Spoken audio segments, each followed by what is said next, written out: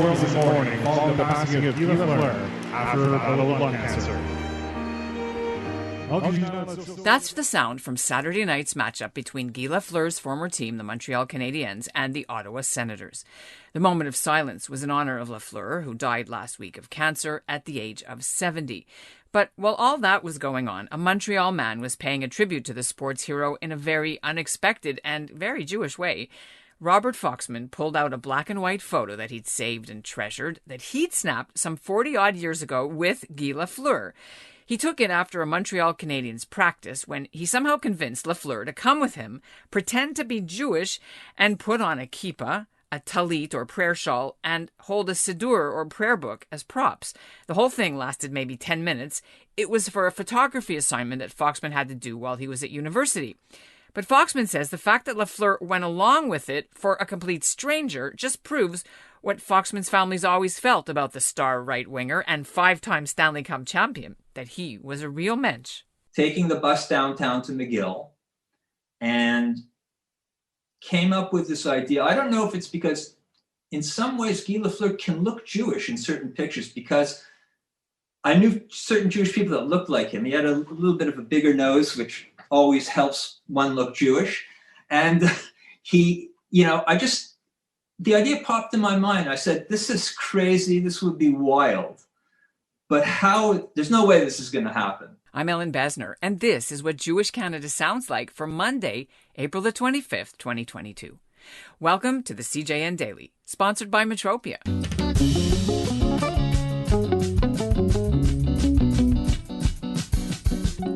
Robert Foxman is now 61, and he took that Jewishy photo with Guy Lafleur in 1981 when Foxman was 19.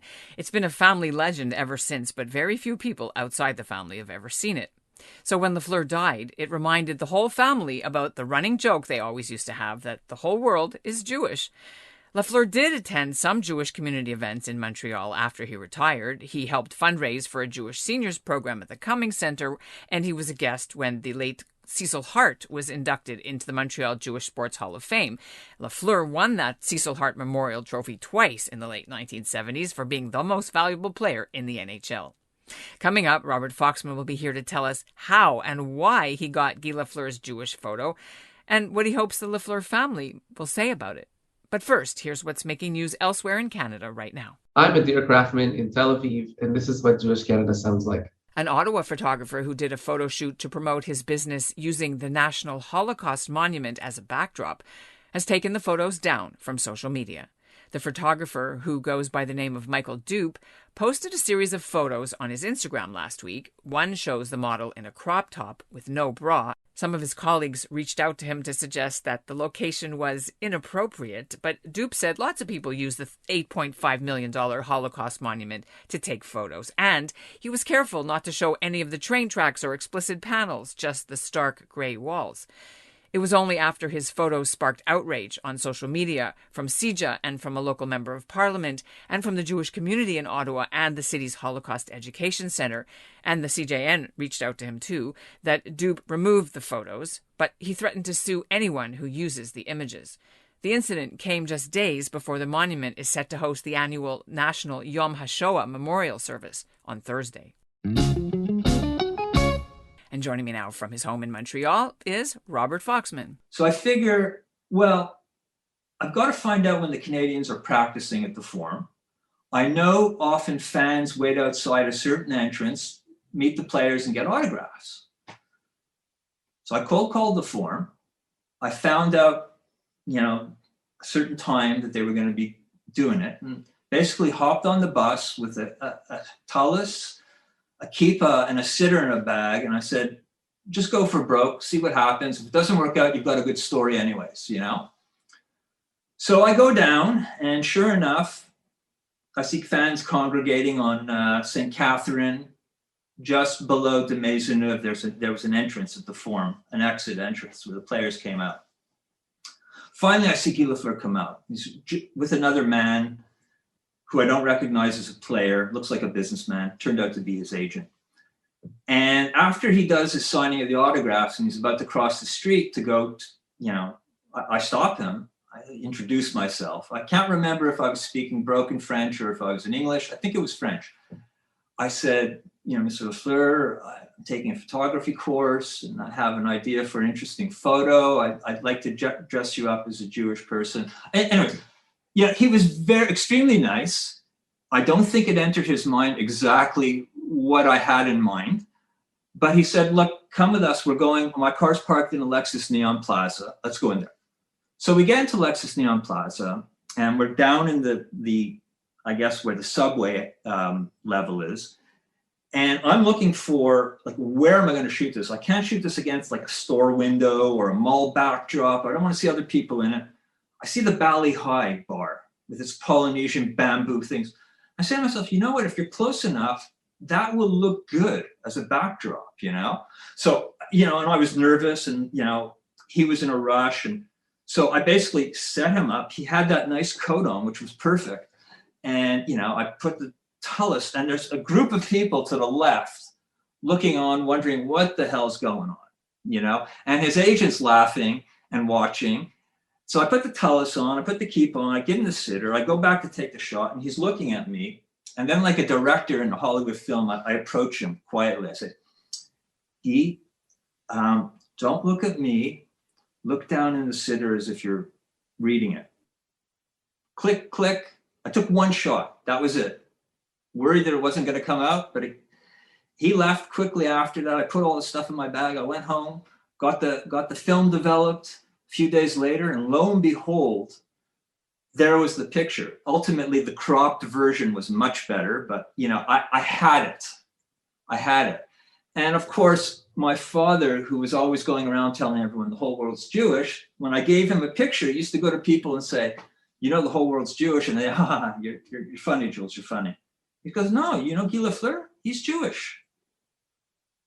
They say, no, what are you talking? Here, look at the picture.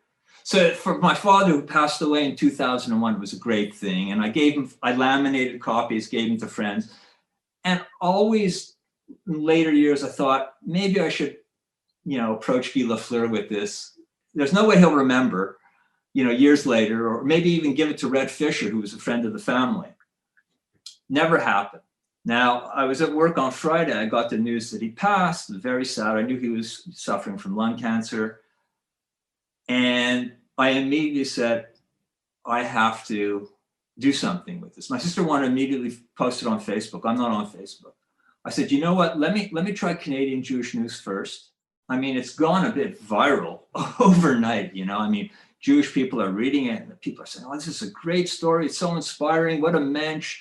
Nowadays, no athlete would ever do something like that. And so nice. And, and I said, you know what? This is a great story. It really illustrates what a great guy he was. And for Jewish people, it's great. Looking at Guy Lafleur, it's like he's dressed in a synagogue or something. So what'd you get for your assignment? What did your teacher say? He loved it. We weren't really graded. It was more just go out and take pictures. And whose tallis was it? Whose siddur? It was my bar mitzvah tallis that was given to me. And it was my siddur. Do you still have your tallis that Guy Lafleur wore? It's probably stored somewhere. How did you come up with this crazy idea? Well, first of all, without tooting my own horn, I am a very creative person.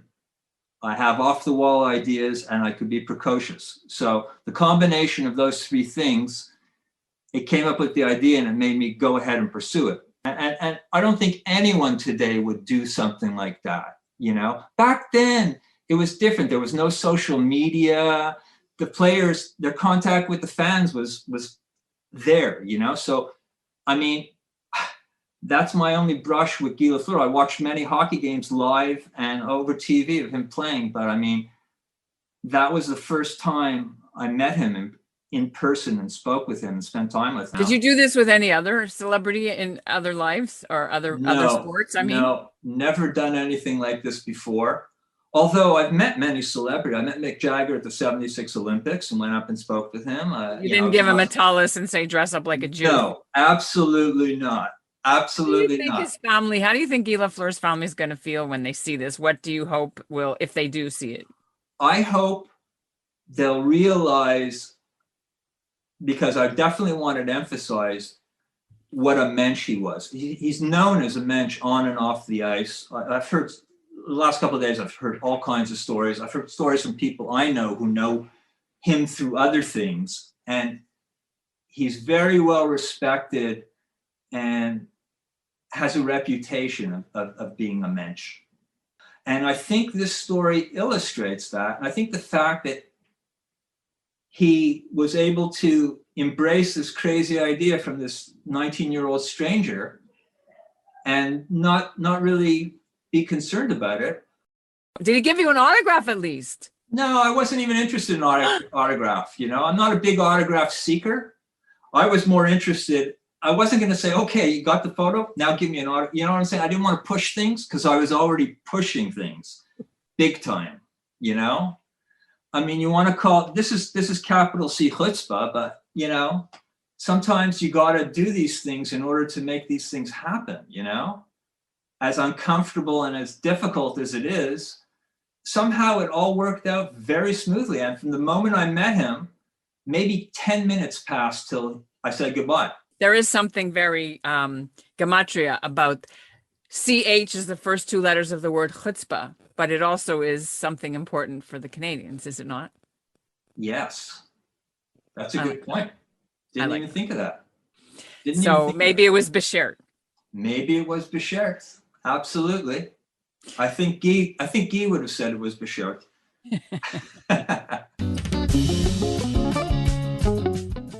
By the way, the Montreal Canadiens will host a 2-day public visitation to view Guy Lafleur's casket at the Bell Centre before a state funeral on May the 3rd. Anyone who wants to pay tribute can also go online to the Montreal Canadiens website to send condolences to Lafleur's widow and their 2 sons, or to make a donation to the cancer charity in his name at a Montreal hospital. All those links are in our show notes. And that's what Jewish Canada sounds like for this episode of the CJN Daily, sponsored by Metropia. Integrity, community, quality, and customer care. Today's listener shoutout goes to 2 former Montrealers, Leah and Israel Lekornick, who now live in Toronto. And we'll end the episode with more on that Holocaust Monument photo controversy. Here's Andrea Friedman, the president of the Ottawa Jewish Federation. You look for natural lines as a photographer, but by the same token, you use your eyesight and you see very clearly what this monument is. And it is not designed to be a place for a photo shoot. It is designed to be a place for quiet reflection and for mourning. And so anybody who can't figure that out, and when it's been pointed out to him numerous times, he hasn't retracted what he did. So I have to assume it was intentional, his choice. And it is deeply, deeply offensive and really just demonstrates the lack of education that still exists in our society about the Shoah and the Holocaust. Yom HaShoah is next week. This is horrific that it happened in the days leading up to it.